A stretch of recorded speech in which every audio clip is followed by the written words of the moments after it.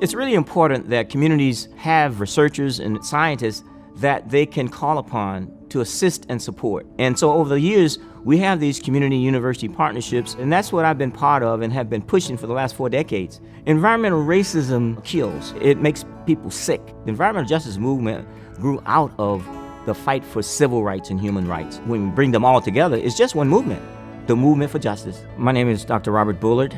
I'm a distinguished professor of urban planning and environmental policy at Texas Southern University.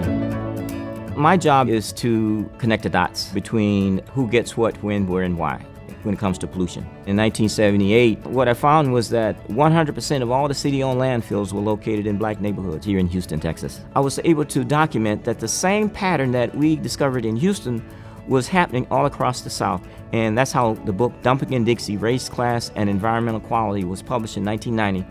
That was the first book on environmental racism and environmental justice. And what Dumping in Dixie research revealed to me is that it was not accidental, it was not coincidental. Systemic racism created these unequal, invisible communities that received the worst of the worst.